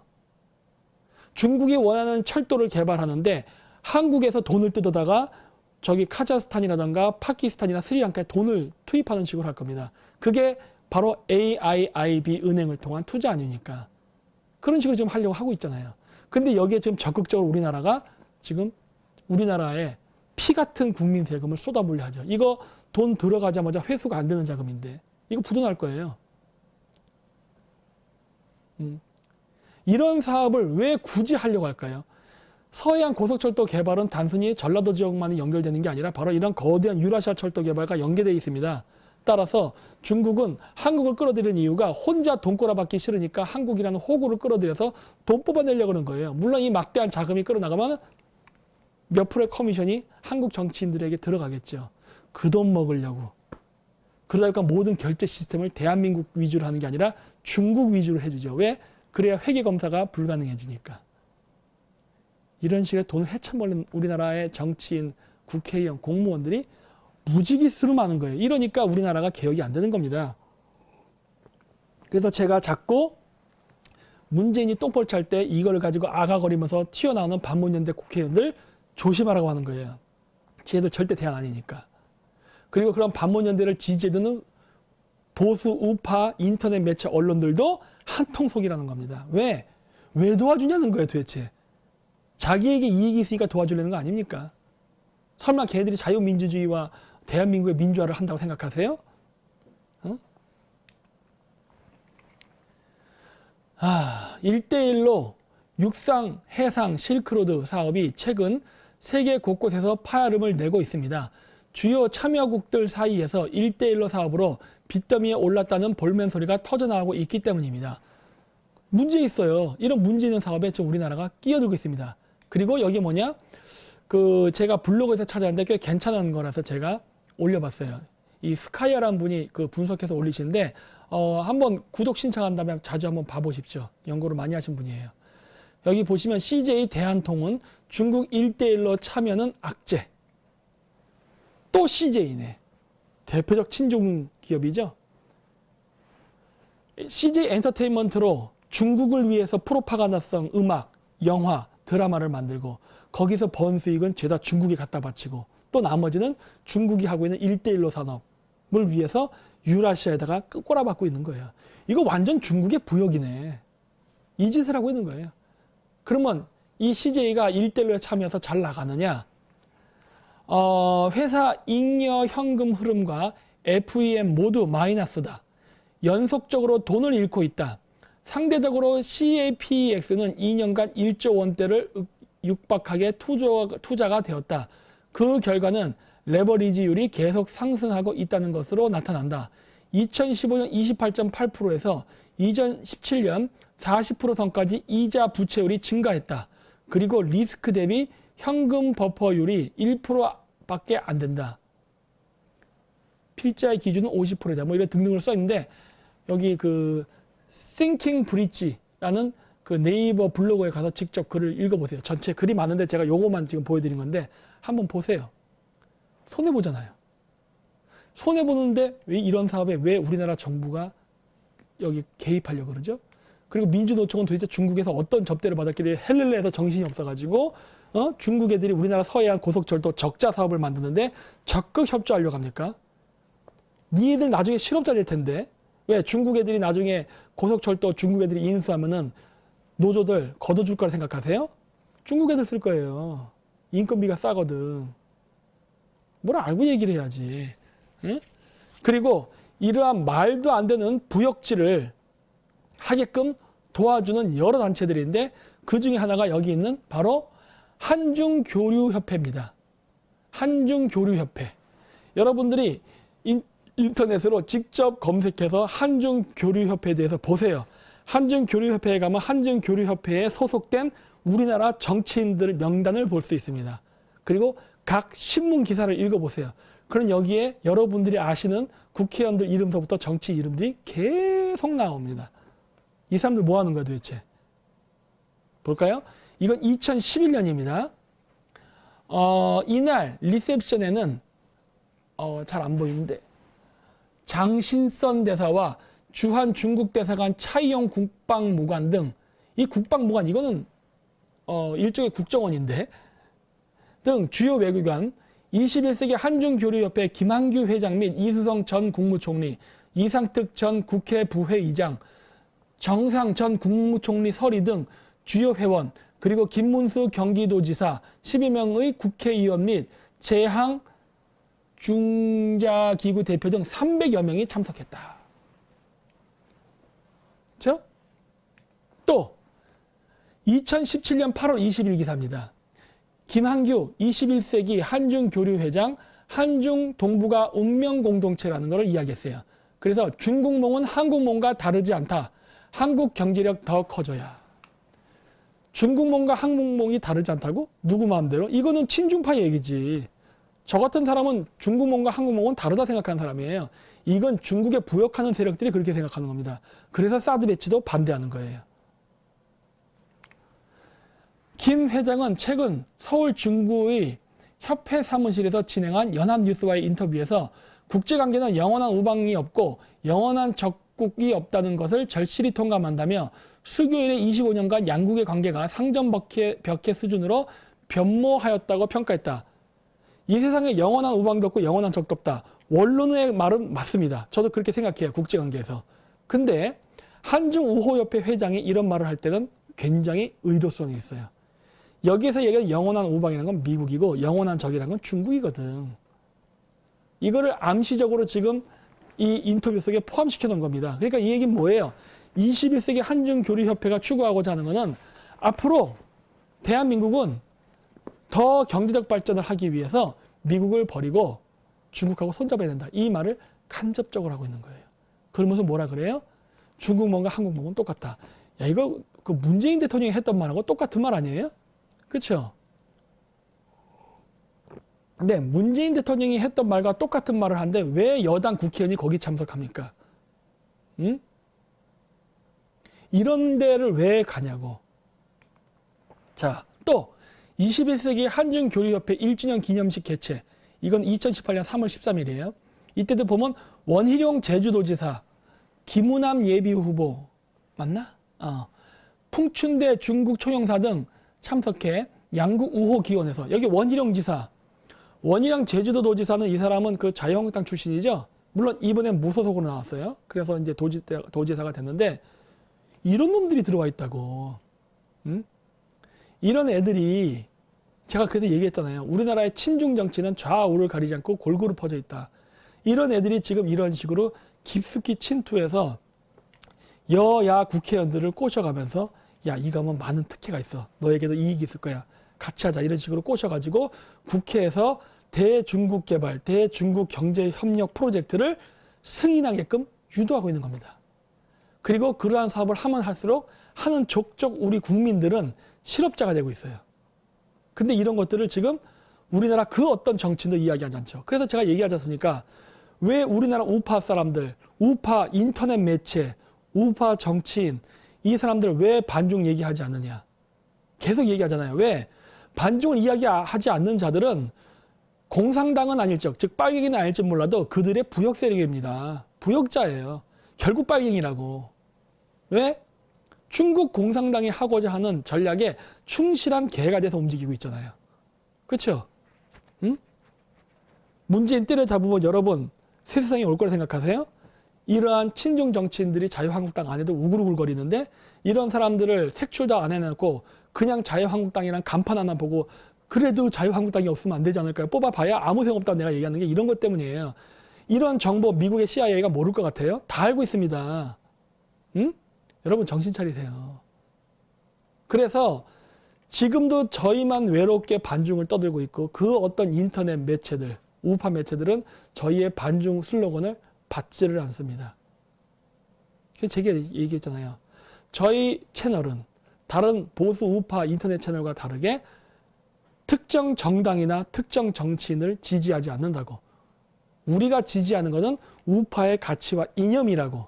따라서 우파의 가치와 이념을 지키지 않는 우파 정치는 정치인으로 우파 정치인으로 인정을 안 해버립니다. 우리가 생각하는 우파 이념을 지키지 않는 우파 정당은 우파 정당으로 인정을 하지 않아요. 그렇기 때문에 저희는 정치인이나 정당의 똥구녕을 빠는 행위는 절대 하지 않는 거예요. 우리는 우리의 이상을 갖고 간다예요. 근데 왜 다른 매체는 이걸 못 따라갈까? 왜 협력관계에 있어요? 어? 한중우호협회랑 연결돼 있습니까? 왜 말을 못합니까? 어? 한중해저터미널 보십시오. 시진핑의 숨겨진 어젠다 한중해저터널은 중국 공산당이 원하는 겁니다. 시진핑 부주석이 이거 저번 주에도 얘기했죠. 부주석 시절서부터 해서 주석이 돼서까지 지속적으로 한중해저터널, 한일해저터널을 뚫으려고 계속 공작하고 있어요. 그러면서 한중교류협회 쪽을 이용해가지고 이 사람들을 통해 로비를 해가지고 이러한 프로파간다를 지금 한국 정계재계에 퍼뜨리려고 하고 있죠. 중국 공산당의 공작입니다. 그리고 그 중국 공산당 공작에 부역하는 사람들이 바로 한중교류협회에 있는 멤버들이에요. 여러분들이 직접 멤버 조사해 보십시오. 깜짝 놀랄 만한 인물들이 많이 나올 겁니다. 직접 검색해 보세요. 그래서 이건 읽었으니까 제가 통과할게요. 예전에 제주도까지 KTX 타고 가자. 그래서 이렇게 보십시오. 지도가 나오죠? 앞기사 다시 한번 읽어볼게요. 황당무계한 구상처럼 들린다. 하지만 실제 국회에서 진지하게 거론되는 일들이다. 제주 서울 고속열차 JTX는 지난해 12월 23일 국회에서 정부 국책연구기관 관계자 내로라 하는 전문가들이 모여 논의했다.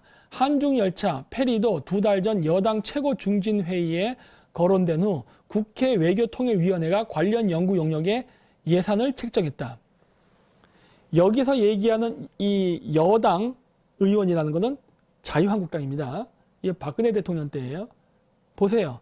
우리나라 국회의원들 소위 얘기하는 우파 정당이 이 짓을 하고 있었다고. 이 짓을. 아시겠어요? 남북 연결철도 사업은 지금 민주당만 얘기하는 게 아니에요. 자유한국당도 하려고 했어요. 왜? 돈이 생기니까. 그래서 얘기하는 거야. 얘들 이념이 없어요. 우파의 가치와 이념이 없다고 얘네들은.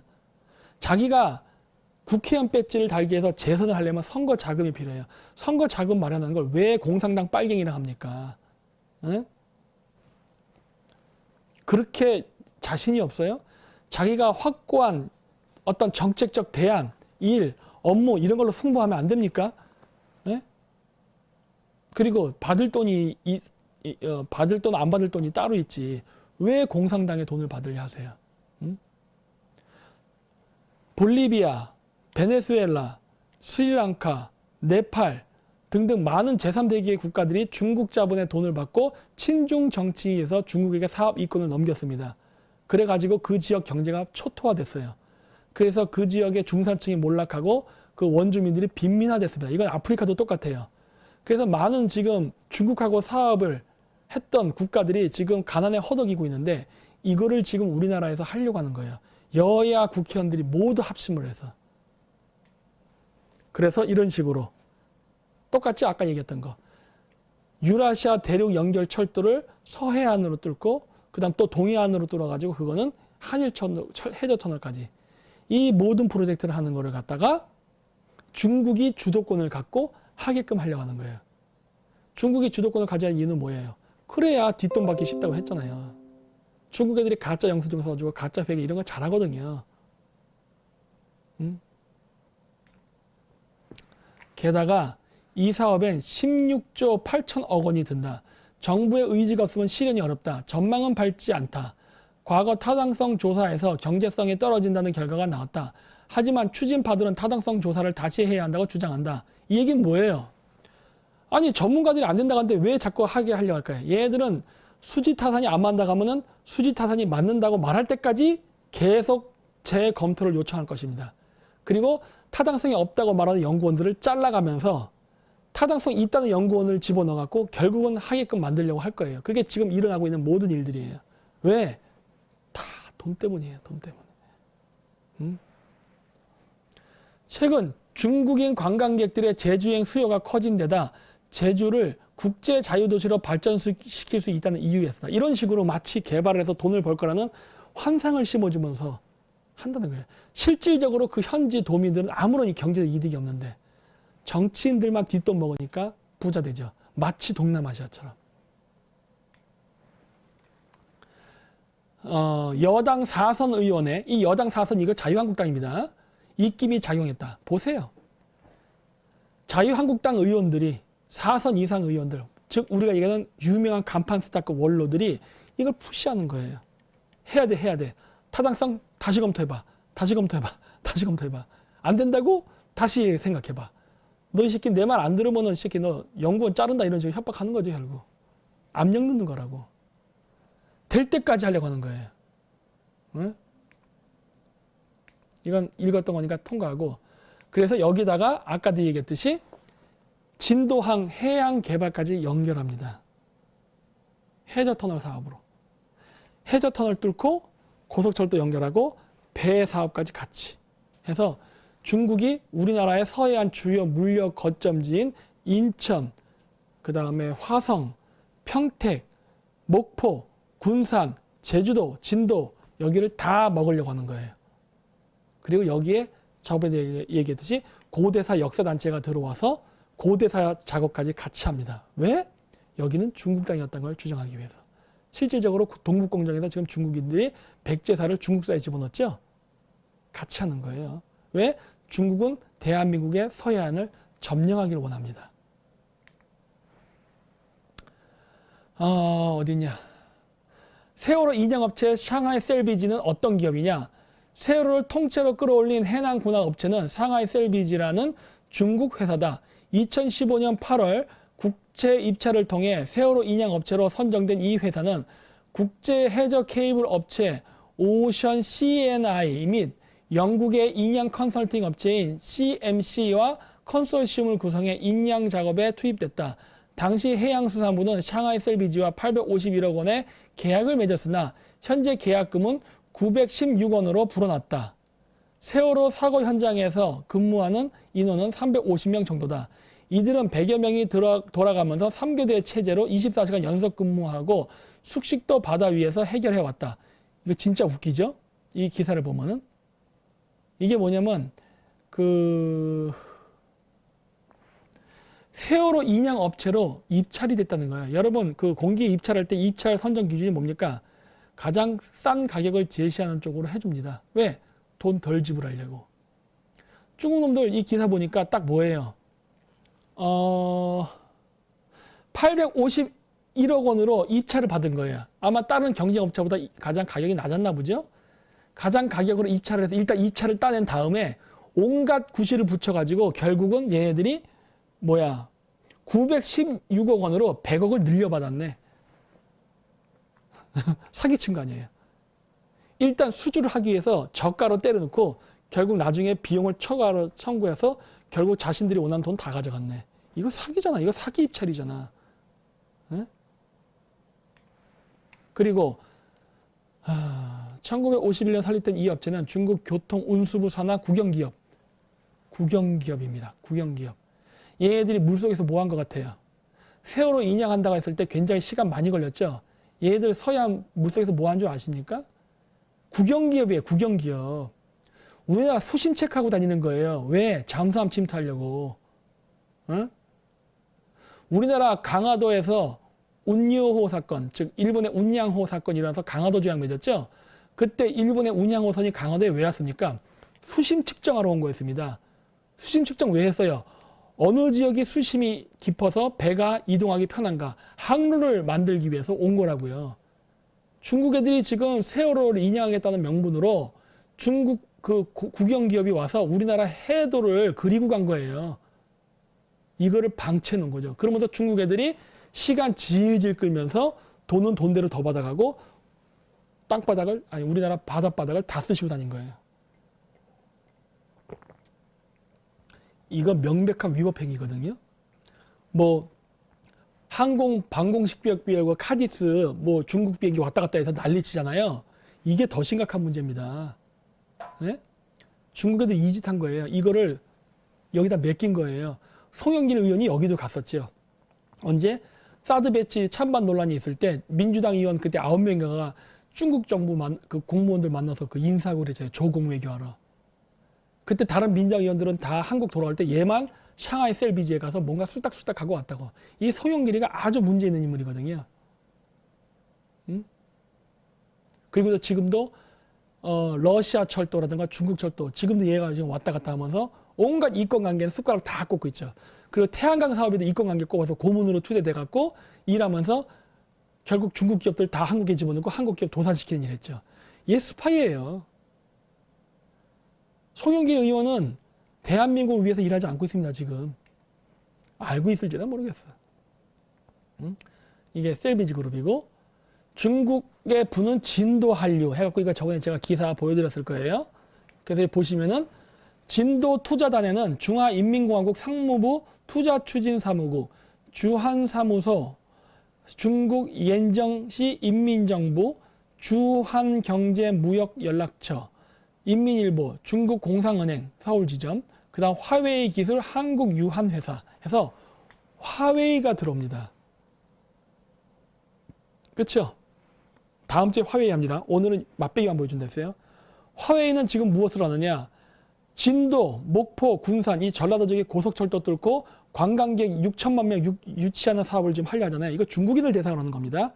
이걸 하면서 관광객들 온라인으로 KTX 표를 사게 하고 이거 중국 걸로 뭐 위챗페이라든가 이거 중국 거 이용해서 하게 하고 그 다음에 그 관광상품 등록도 중국 C트립이라는 회사를 통해서 합니다. 그렇죠? 그리고 여기에 대한 관련 통신장비 시스템은 당연히 화웨이가 깝니다. 그러면서 진도에 들어오는데 단순히 그러면 통신장비 때문만 들어오는 거냐? 아닙니다. 여러분 화웨이가 이런 운송회사를 갖고 있다는 거 아십니까? 네? 화웨이가 진도항 개발에 관심 있는 것은 단순히 통신장비 네트워크만을 깔러 오는 게 아닙니다. 진도항을 장악하려고 오는 거예요. 근데 여러분 요즘 최근에 뉴스 봐서 아시죠? 화웨이는 중국 공산당이 관리하는 정보 첩보 부대입니다. 얘네들이 진도항을 접수하려고 했어요. 단순히 여러분의 정보만을 해킹하려는 게 아니라 진도항 자체를 장악하려고 있습니다. 그뿐만이 아니죠. 여기도 나오지만은 중국은 거제도 항만을 장기 임차를 시도하려고 했는데 그 배우는 중국군이었습니다. 중국 인민해방군이었어요. 진도항 개발 사업도 중국 인민해방군이 하고 있는 거예요. 저기 스리랑카라든가 그 다음에 미얀마 그리고 저기 그 파키스탄에 중국이 항구를 조차했거든요. 그런 거를 지금 하려고 하는 거예요. 그러면서 제가 얘기했듯이 파키스탄이나 스리랑카 이런 국가들처럼 갚을 수 없을 정도의 투자 금액을 왕창 폭탄으로 쏟아부어서 진도 경제를 빚더미로 만든 다음에 그걸 통째로 인수하려고 하는 거예요. 왜? 그래야 거기다 중국 인민해방군 해군이 항구를 지을 수 있으니까. 이 작업하려고 하는 거예요, 지금. 그래서 제가 얘기하지 않습니까?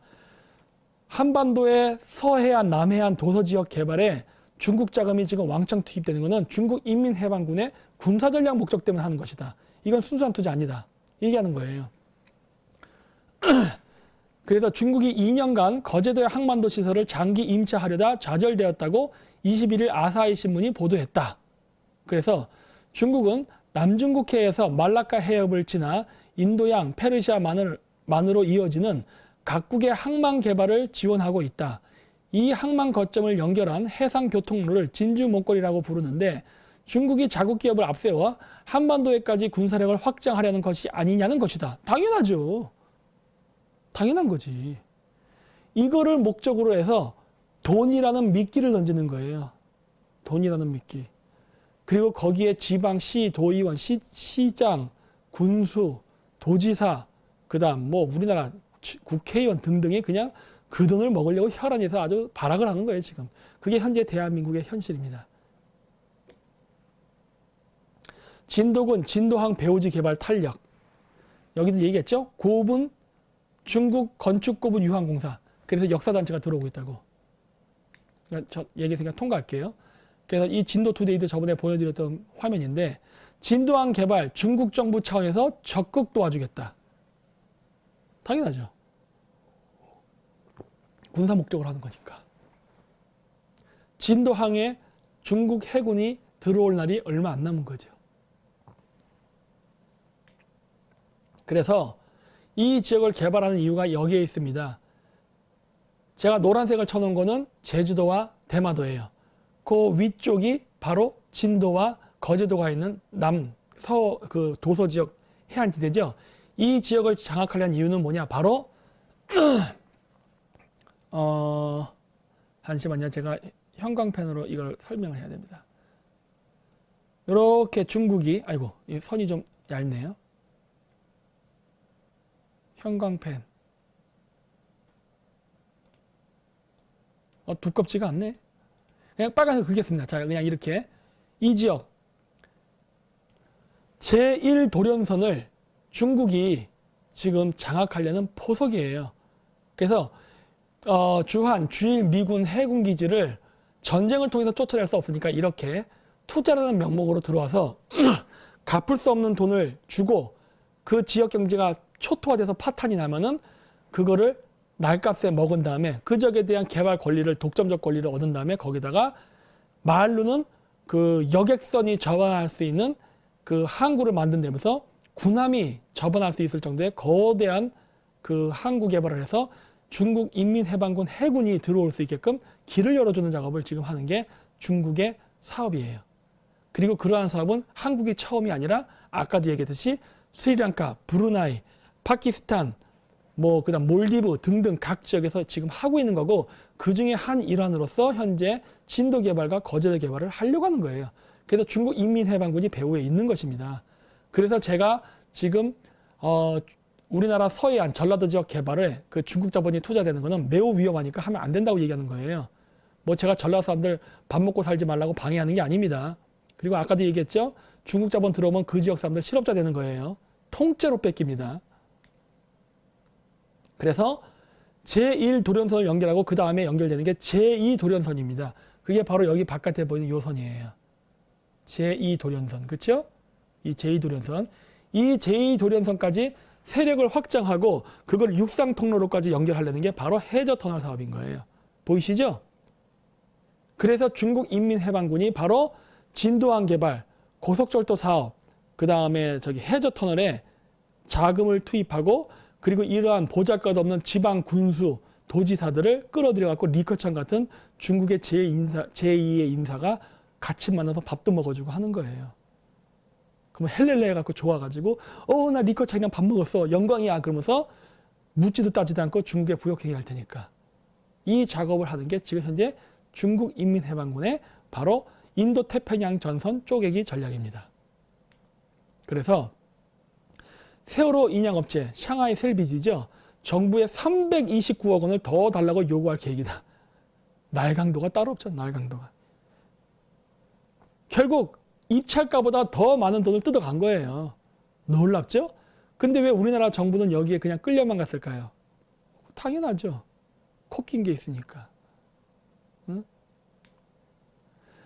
세월호 트라우마 핥힌 진도에 몸부림 관광 플랫폼 한국화 허브 사활 이런 식에서 마치 세월호에 대한 코스프레 여기서도 결국 세월호 또 이용해 먹는 거예요. 친중 정치인들이 자신들이 경제적 이권을 확보하기 위해서 세월호 파리 또 하네. 그렇죠? 이러고 있는 거예요. 세월호 파리 하면서 뭐 유가족들에게 뭐 주겠습니까? 다 지들이 먹는 돈인데. 이런 짓 하고 있는 거예요. 그러니까 유가족들도 정신 차려야 된다고. 얘네들이 지금 무슨 짓을 하는지를 봐야 돼. 그렇다면은 이러한 중국의 그런 1대1로의 그 계획은 성공할 수 있느냐예요. 이건 UPI 뉴스인데 이거 전체 기사를 제가 요약해서 읽어드릴 텐데 굉장히 좋으니까 나중에 직접 가셔서 직접 보세요. 제목이 진도 중국 경제 붕괴 조짐. 그래서 3대 회색 코뿔소라는 그 기사 제목입니다. 여기 어디 있냐? 여기 위에 제목 있죠? 여기 요 제목. 요 제목을 보시고 여러분들이 가시면 돼요. 그래서 중국은 지금 한 마리가 아닌 3마리의 회색 코뿔소가 달려들고 있다. 중국 경제의 붕괴의 악몽은 3마리 회색 코뿔소, 즉 기업 부채, 부동산 거품, 그림자 금융에서 비롯된다라고 해가지고 지금 중국 경제가 매우 상황이 안 좋다는 걸 얘기하고 있어요. 중국은 지금 1대1로 사업에 투자해서 해외 투자 자금이 제대로 회수가 안 되고 있습니다. 왜? 지금 투자한 나라 자체가 부채 더미에 앉아가지고 빚을 못 갚아요. 그러니까 투자했을 때 돈이 회수가 되지 않는다면 그거는 실패한 사업이 되는 겁니다. 근데 지금 이 나라 워낙 없기 때문에 그냥 부도나가 나고 중국은 날아갈 가능성이 높아요. 이거 자금이 유동성이 끊길 수 있어요. 근데 그것뿐만이 아니라 중국 내부의 기업 부채, 그다음 그림자 금융, 그다음 버블 경제까지 같이 폭발하면은 중국은 한순간에 무너집니다. 지금 매우 중국은 위험한 상태예요. 그렇기 때문에 중국몽이 한국몽과 다르지 않다 이런 병신소리 하면서 한중교류협회 사람들이 계속 우리나라 경제인 정치인들을 자기 편으로 끌어들이면서 중국 1대1로 사업의 부역자 역할을 하게 한다면 한국 경제는 같이 망합니다. 그건 이미 일어나고 있는 일이고. 그래서 여기 보시면은 문제는 2008년 글로벌 금융위기 이후 중국의 기업 부채가 가파르게 증가하는 데 있다. 지금 중국의 부채 증가 속도가 세계에서 가장 빠르다라는 말이다. 중국은 기업 부채가 왜 많은가에서 나오는데 중국은 정부가 아닌 은행이 그 짐을 짊어졌다. 글로벌 경제가 위기에 빠졌을 때 중국은 위기를 겪지 않았다. 중국의 금융 시스템이 신규 주택 공장 그리고 각종 기반 시설을 건설하는데 막대한 돈을 빌려줬다. 덕분에 중국은 금융 위기 때 생각보다 큰 타격을 받지 않고 계속 성장할 수 있었다. 중국이 경제 성장을 한 이유는 뭐냐? 2008년 금융 위기 때 자국의 자산을 뻥튀기를 했기 때문에 사는 겁니다. 자국의 재산을. 무슨 말이냐? 내가 은행에서 1억을 대출을 받았는데 대출 담보가 필요합니다. 그러면 1억을 빌릴 때는 적어도 1억 5천, 2억 좀 대출 금액보다 더 큰 금액을 담보로 받거든요. 보통 우리 같은 일반 서민들은 주택을 담보로 받죠. 자기 집을. 근데 이 중국이라는 나라는 2008년도 금융위기 때 어떻게 했냐면은 중국 부동산 붐을 일으켰어요. 버블 경제를. 그래서 원래 중국의 땅이 뭐 예를 들어 평당 100원이었던 땅이 갑자기 평당 1,000원, 만원으로 막 올라갔다고요. 그러다 보니까 어떻게 된 거예요?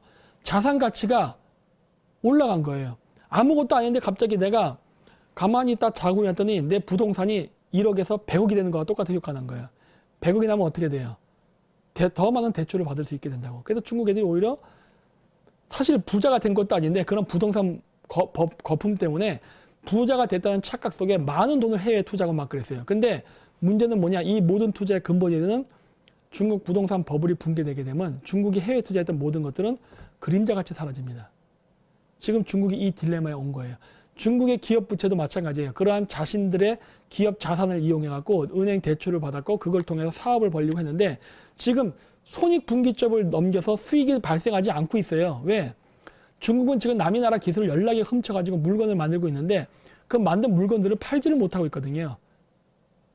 그래서 일은 잔뜩 벌려놓고 물건이 팔려서 수익 창출이 돼야 그걸 가지고서 또 빚도 갚고 이자도 내면서 기업의 건전성이 좋아지는 건데 지금 그걸 하기도 전에 미국의 트럼프 대통령이 보호무역으로 딱 공격했고 지금 중국이 타격을 받은 거라고요. 그래서 지금 중국의 많은 기업들이 지금 우수수 줄도산이 일어나고 있습니다. 왜냐하면은 엄청난 양의 기업 부채를 중국 기업들은 갚을 능력이 안 돼요. 화웨이도 안 됩니다. 그거를 여태까지 도와준 게 누구냐? 중국의 은행이었어요. 즉 중국의 은행이 부실 대출을 해준 거예요. 망해야 될 회사를 망하지 않게. 왜? 공산당과 관시가 있으니까 그걸 이용해서 계속 부실 대출을 해주면서 회사가 여태까지 버틴 거예요. 그건 버티면서 그 회사가 경영혁신을 이루었느냐? 안 이루었습니다. 왜? 또 관시 이용해서 돈 받으면 되거든. 그래서 중국 GDP 대비 부채 비율이 이렇게 높습니다. 여기 보시면 지난 2008년 중국의 기업 부채는 GDP 대비 160%였다. 2016년 말에는 260%, 2018년에는 270%가 넘는다. 불과 10년 만에 기업 부채가 엄청나게 늘었다. 흔히 부채를 두고 중국의 기업 부채, 한국은 가계 부채, 선진국은 정부 부채가 경제의 내관이라고 말한다. 나오는데 여기 보십시오. 중국의 기업 부채는 GDP 대비 270%입니다. 엄청난 거예요. 우리나라도 지금 부채가 많지만 우리나라 270% 아니에요. 우리나라가 한 80%가 그렇습니다. 뭐라 또 올라갔을 거예요. 계속 지금 막 말도 안 되는 정책을 펼쳐서 지금 우리나라 국가 부채도 자꾸 증가하고 있지만 그래도 중국보다는 부채율은 좋은 편이에요. 건전한 편이라고. 이런 나라가 미국을 이긴다고? 미국도 부채가 있어요. 미국도 부채가 있지만 미국의 부채는 좀 다릅니다. 첫째, 미국은 기축통화를 가져서 달러를 가지고 있어요. 그래서 달러가 있기 때문에 미국은 찍어서 갚을 수도 있어요. 물론 그런 무식한 짓은 하지 않을 거지만 그런 것도 있고, 그 다음 미국의 부채는 미국의 GDP 대비해서 이렇게 무지막지하게 270% 아닙니다. 그래서 미국은 괜찮다는 거예요. 미국도 경제가 문제가 없다는 건 아니지만은 중국이 더 심각합니다. 남 걱정할 상황이 아니에요. 그리고 기업 부채 발생의 구조적 메커니즘. 중국 국영기업은 지방정부를 등에 업고 은행 대출로 설비에 투자해 공장을 가동한다. 공장은 경제성장에 기여하며 지방정부에 세금을 낸다. 중국은 이런 방식으로 지난 20년간 고도 성장을 이룩했다. 사실상 지방정부가 투자를 주도하고 중국 경제의 견인차 역할을 했다. 그건 초창기 얘기죠.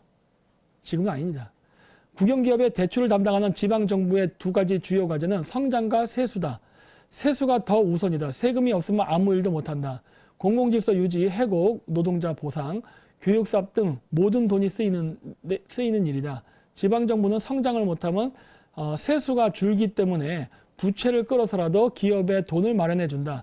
문제는 부채가 생산적이지 않다는 데 있다. 지방정부가 은행 대출로 마련한 돈은 좀비 국영기업가, 아까 제가 얘기했던 그 내용입니다. 수지타산이 안 맞는 기업에 자꾸 부실 대출을 해주는 거예요. 유령도시를 양산하는 데 쓰이고 있다. 이는 결국 은행 부실로 하여 부실화로 이어지게 된다. 전문가들은 중국발 금융위기의 진원지라고 지적한다. 뭐 이런 글들이 있는데 여러분들 한번 직접 읽어보십시오. 네. 유령도시가 무려 50개가 넘는답니다. 놀라운 일이죠. 네? 놀라운 일이에요. 그 다음에 이제 건설로. 왜? 이 건설을 해야지 비자금 빼먹기 좋거든요. 그래서 이런 일들이 벌어진 겁니다. 그래서 이제 나중에 쭉 한번 보십시오. 그래서 이제 결론입니다. 그러면은 자, 서해안 고속철도 개발이 왜 문제가 되는가를 제가 이야기하는 겁니다. 일단 또 소형기는 또 나와요. 예. 비핵화된 철도 연결, 낮은 하수산 우선 성과 낼 것. 웃기는 소리죠. 비핵화한다고 낮은 하수산 연결이 될 거라고 생각하십니까? 이거 국제정세 전혀 모르는 사람이 하는 얘기예요. 하긴 이 사람은 연결해서 돈 빼먹는 데만 혈안돼 있으니까 무조건 연결하는데 지금 난리를 치는 거지만 실질적으로 이거 일어나지 않습니다. 미국하고 의견 아직 조율도 안 된 상태예요. 그래서 남북 정상회담과 북미 정상회담을 통해 비핵화 합의가 이루어지면 남북철도 연결 사업과 낮은 하수산 프로젝트에서 우선적으로 성과를 낼 수 있을 것으로 본다. 야, 얘는 진짜 돈 벌려고 온갖 짓 다 안 해, 진짜. 이어 북한은 AIB 비회원국이지만 이사회 동의를 거쳐 투자 여부를 결정할 수 있다고 덧붙였다. 북한이 무슨 돈이 있다고 투자를 합니까? 한국에 돈 퍼주면 그 돈 갖고 가겠지. 우리가 북한 것까지 이중으로 부담해야 된다니까요. 그래서 이건 문재인 대통령이 얘기한 거예요. 동서 DMZ의 3대 경협벨트, H자 모양, 러시아적 연결철도, 그다음 서해안 쪽에서 중국 연결되는 거 아까 얘기했죠? 그리고 바닷가로 연결된 게 뭐예요? 이게 해저 터널이에요. 이거 연결해야겠다는 거예요. 그렇죠? 문재인 정부는 지금 전라남도 도지사 그다음에 중국 인민해방군이 하는 전략과 똑같은 말을 하고 있습니다. 그렇죠? 이거는 중국의 군사 전략에 우리나라 정권이 지금 부역을 한다는 결정적인 증거예요. 이렇게. 택도 없는 소리예요. 일본은 연결 안 한다고 합니다. 지금. 그래서 150억 달러 규모, 150억이면 우리나라 돈은 얼마야? 100억, 1000억, 조, 10조, 15조네요. 이걸 서울, 신의주, 중국 대륙철도를 연결하겠다는 겁니다. 그래서 유라시아 철도까지 저렇게 연결한다고 지도에 보이죠? 예? 저거 CJ가 아까 한다고 했죠? 결과 뭡니까? 마이너스. 실패한 사람 왜 하려 할까요? 1대1로 돈 안 되는 항구에 수억 달러 수상한 투자. 지금 1대1로를 같이 투자해가지고 돈을 버는 파트너 국가가 없어요.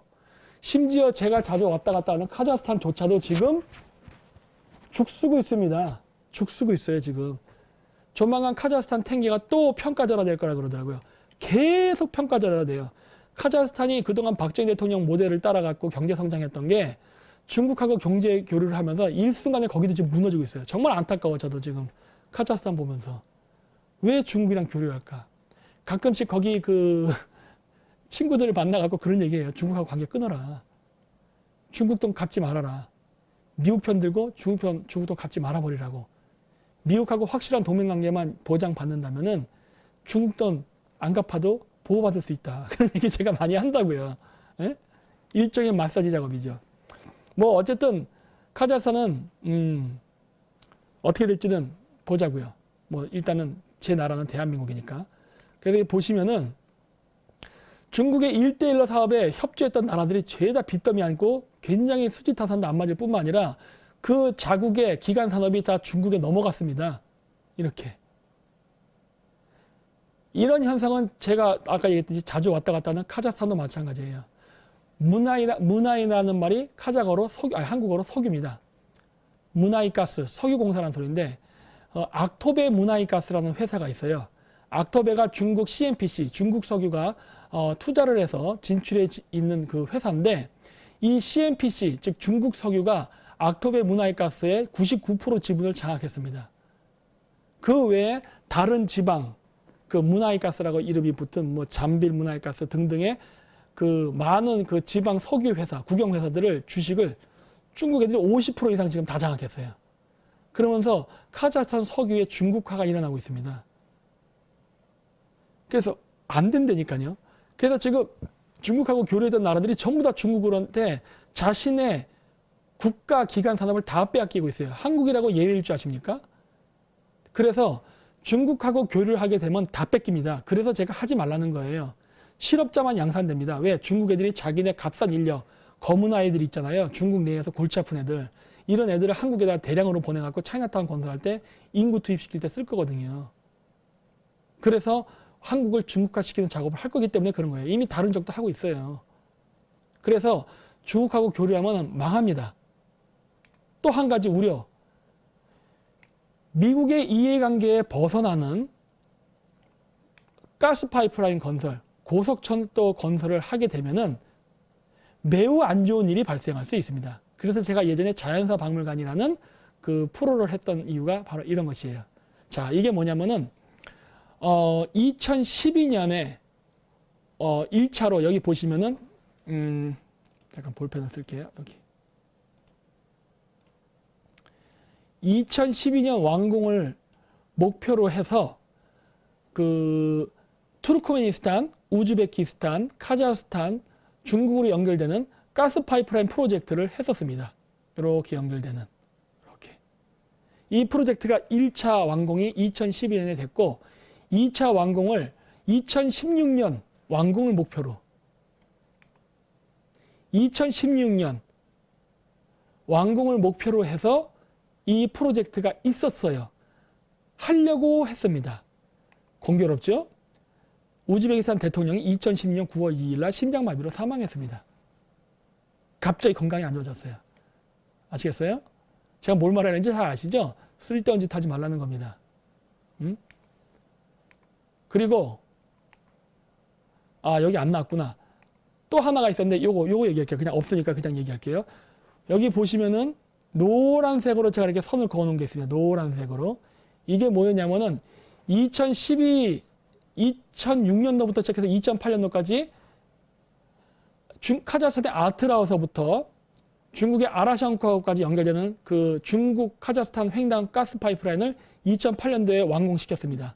그리고 나서 중국이 무엇을 하려고 했냐면은 아트라우서부터 투르크메니스탄을 통과해서 이란으로 연결되는 파이프라인을 시도했었어요. 왜 그러느냐? 중앙아시아의 석유는 제가 여기도 지금 표시를 했지만은 그 모든 연결을 해도 여기 보시는 바와 같이 어디냐? 여기 형광펜으로 할게요. 여기 중앙아시아의 모든 석유, 중앙아시아 CIS 5개국 국가, 카자흐스탄, 우즈베키스탄, 키르기스탄 산유국 아니에요. 그 다음 투르크메니스탄, 요 세 개의 산유국 국가의 석유를 뽑아서 중국으로 가져간다 하더라도 그 중국에서 중앙아시아 석유를 100% 수입한다 하더라도 중국의 내수의 자급자족에는 턱도 없습니다. 그래서 이란까지 연결이 돼야만 돼요. 이란까지 연결이 되면 이란이 석유 매장량이 세계 2위인가 1위인가 이거 통계가 그때부터 왔다 갔다 하니까 제가 말은 못 드리지만 어쨌든 3위권 안에 들어있는 나라예요. 굉장히 매장량이 많은 나라인데 이 나라에 파이프라인을 연결하게 되면은 이란, 투르크메니스탄, 카자흐스탄, 중국을 통해서 북경, 천진까지 가스 파이프라인만 연결이 된다면은 중국은 100% 석유와 가스의 자급자족이 가능합니다. 그래서 이 작업을 2012년 완공 목표로 했었어요. 근데 공교롭게도 2012년도에 투르크메니스탄 대통령이 심장마비로 사망했습니다. 쓸데없는 짓 하지 마세요. 중국하고 교류해봐야 중국은 절대로 대한민국에 그 어떤 이권도 주지 않고 다 뺏어갑니다. 그렇다고 해서 미국과의 의리를 버리고 중국으로 간다 해서 중국이 우리에게 주는 것도 아니에요. 그리고 의리를 저어버리려면 여러분들 심장이 안 좋아집니다. 조심하세요. 자, 우리나라는 1945년 8월 소련군이 한반도를 진입했을 때, 왜냐하면 8.15 해방 때 소련군이 먼저 들어왔어요. 한반도 전체를 소련이 장악하려 했습니다. 이거를 미국이 한국이라도 그 분할을 해서 민주진영으로 만든 거예요. 이게 만약 그 당시에 소련에 완전히 영향권 들어갔었으면요, 우리나라는요 그지같이 못 산 나라 됐습니다. 그리고 90년도 소비에트 해체 때 설령 우리나라가 분리독립을 했다 하더라도 통일된 형태의 한반도 대한민국은 아마 뭐 키르기스탄이나 몽골보다 못 사는 아주 가난한 국가로 계속 살았을 거예요. 근데 그게 지금 우리나라가 이 정도 잘 살게 된 거는 미국의 지원 때문입니다. 왜 그러느냐? 1942년 6월 제2차 국공내전이 일어났을 때 장개석 정부가 결국 밀렸다고요. 그래서 1949년 10월에 장개석이가 저렇게 대만으로 쫓겨납니다. 그러면서 이 유라시아 대륙 전체가 공산당의 손아귀에 빠졌어요. 그때 유일하게 벗어나는 지역이 대만, 그 다음에 오키나와 열도, 남한, 일본 정도였어요. 이게 미국이 지키고 하자는 마지막 마지노선이었다고요. 그렇기 때문에 이 마지노선 안에 있는 국가들은 미국이 지켜야 되기 때문에 경제 성장을 시켜준 거예요. 미국이 1차 세계대전, 2차 세계대전 때 그 유럽에서 전쟁이 났을 때 군수물자랑 무기 팔아먹어서 막대한 부를 얻었거든요. 그 당시 미국의 주축 산업은 제조업이었습니다. 근데 그 제조업을 한국하고 일본, 대만에다가 이관시켜 준 거예요. 그 덕택에 한국이 먹고 살게 된 겁니다. 그리고서 그 물건들을 미국이 사줬죠. 그래서 오늘날의 경제 기적이 일어난 거예요. 그리고 그 돈을 바탕으로 해서 세계에서 10등 안에 드는 막강한 군사력을 구축한 것입니다. 그래서 자유진영을 지키는 그 첨단, 천병의 역할을 하는 그 국경, 그 국가가 된 건데 이거를 지금 우리가 저어버리고 친중화가 되게 되면 이렇게 되는 거예요. 한반도가 중국화가 되는 순간, 그리고 대만도 지금 중국화가 되는 순간 매우 위험해지는 상황이 발생합니다. 네? 지금 중국이 저기 대만 지금 엄청나게 압박 넣고 있지 않습니까? 그리고 오키나와족에도 지금 중국이 지금 대규모 이민을 가가지고 거기를 지금 중국화시키는 공작을 하고 있잖아요. 그리고 지금 제주도, 거제도, 진도, 그 다음 전라남도 등등, 그 다음 인천, 평택 여기까지 중국 애들이 계속 진입하면서 중국화 작업을 하고 있는데 이거를 지금 민주당 애들이 부역행위를 하고 있어요. 플러스 자유당의 애들도. 이러다 보니까 이 지역이 전부 중국화가 되게 되면은 미국이 생각하는 인도태평양 방어전선이 제가 앞서 현재 보여드렸던 이러한 이 하얀색이 지금 현재 그려져 있는 인도태평양 방어전선 중에 동북아시아 지역입니다. 이 전선이 이렇게 밀리게 되는 거예요. 중국은 이거를 지금 하고자 지금 한국에다가 돈이라는 미끼를 던지면서 한국 정치인과 경제인들을 친중화하고 있고 그 코낀 이 우리나라의 정치인과 경제인들은 중국에 놀아나고 있는 겁니다. 그래서 이게 북한보다 더 무섭다고 하는 거예요. 네? 그래서 이런 식으로 유라시아 철도를 연결하게 되면요, 우리나라는 망합니다. 중국에게 중국화돼서 망하든 아니면 미국이 한국을 놓기 싫어서 우리나라를 마사지해서 망하든 어느 쪽으로든 망하게 돼 있는 거예요. 따라서 우리나라는 기존의 노선만 제대로 지키면 되는 거예요. 왜 자꾸 노선 바꾸려합니까? 어느 쪽이 돼도 실패하는 정책이고 망하는 정책인데. 그래서 이건 제 그 논문에도 늘 나오는 거지만은 제가 제안하는 방식은 이런 방식이에요. 저 노란색 선이 뭐냐면은 중국이 제안하는 유라시아 철도 프로젝트입니다. 즉 중국을 위한 정책이에요. 중국을 위한 정책. 그리고 그 분홍색으로 그은 이 선은 TSR, 시베리아 철도. 그래가지고 러시아가 원하는 철도예요. 우리는 미국하고 대립관계에 있는 중국이나 러시아에게 일방적으로 유리한 철도를 건설하는데 협력해서는 안 됩니다. 그렇게 되면 남북통일도 못하게 되는 거예요.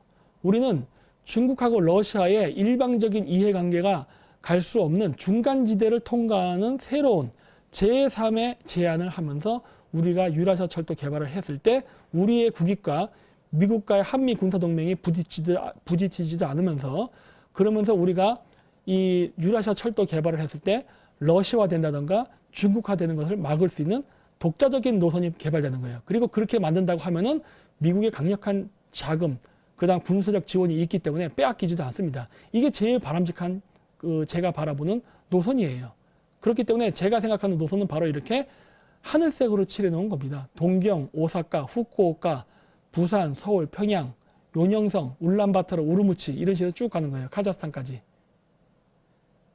이렇게 해서 제3 루트를 통과하는 방식을 우리가 고려해야 됩니다. 그리고 이거를 건설하기 위해서 당연히 제3의 국가인 몽골, 카자흐스탄, 터키 이런 나라를 통과하니까 당연히 그 지역의 범투르크주의를 주장하는 정치인들, 역사학자들과 연대해야 될 필요성이 있는 거고 그래서 제가 고대사 연구를 해야 된다는 겁니다.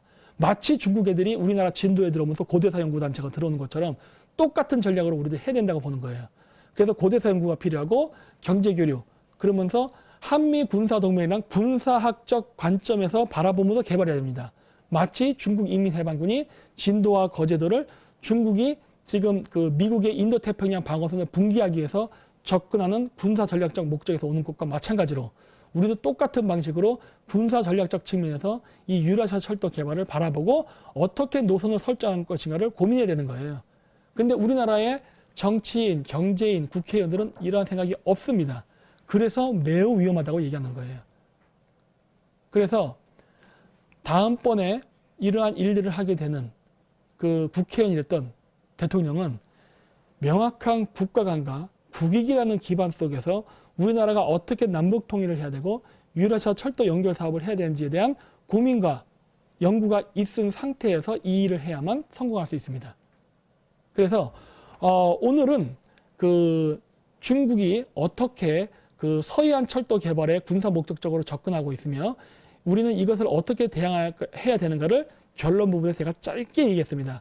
여기에 대한 긴 대안을 제가 이야기하면 안 됩니다. 왜? 이거는 아까도 얘기했듯이 군사 목적적 기능이 있기 때문에 이런 거를 제가 인터넷에서 굳이 얘기할 필요는 없어요. 어차피 제 방송은 중국 공산당들도 보고 있기 때문에 그런 얘기는 미국 사람들하고 해야죠. 왜 미국 사람을 해야 된다 생각하냐?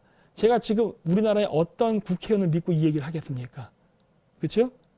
우리나라 심지어 야당 국회의원, 자유한국당 국회의원들 중에 상당수의 중지위원들조차 친중화되어 있는데 내가 왜 그런 사람들에게 이런 얘기를 해서 한중교류협회를 통해서 제가 생각하는 중국 경제전략이 중국에 노출되게 만들겠습니까? 저는 안 해요. 그런 말. 그래서 대안은 있습니다. 그래서 제가 여기 사진을 보여드린 거예요. 대안도 있고 여러 전략도 있어요. 그래서 제가 이렇게 말씀을 드리는 겁니다. 그리고 이것을 실천하기 위한 방법도 있으니까 우리나라 국민들은 다음번 국회의원 대통령 선거 때 이러한 것들에 대해서 이해관계를 같이 하고 국익을 함께 하겠다는 국회의원들, 즉 사익이 아닌 국익을 함께 하겠다는 국회의원들을 뽑는 작업을 해야 되고 그 옥석을 가리는 작업을 지금서부터 1년 반 동안 계속 해야 될 겁니다. 그래서 오늘 시리즈는 이걸로 끝내고 다음 주에 하는 시리즈는 화웨이가 어떻게 우리나라를 중국화시키고 점령하려는 하는가에 대한 그 동영상을 만들어서 올리도록 하겠습니다. 그래서 오늘 끝까지 시청해 주신 여러분들 대단히 감사하고요. 그리고 그 프로젝트 X는 저희가 다시 한번 또 그 우리가 하고자 하는 그 목표와 전략이 있습니다. 거기에 대한 것이기 때문에 아직 우리가 지금 법인 설립이 안 끝났고 그래서 지금 아직 법인 통장을 못 만들어서 아직 모금을 하지 않지만 계속 지속적인 관심을 가져주셨으면 합니다. 그래서 오늘은 이걸로 제가 마치면서 이 영상 끝나고 끝에 프로젝트 X 영상 화면이 나가면서 오늘 방송을 마치도록 하겠습니다. 네, 끝까지 시청해 주셔서 대단히 감사합니다. 안녕히 계십시오.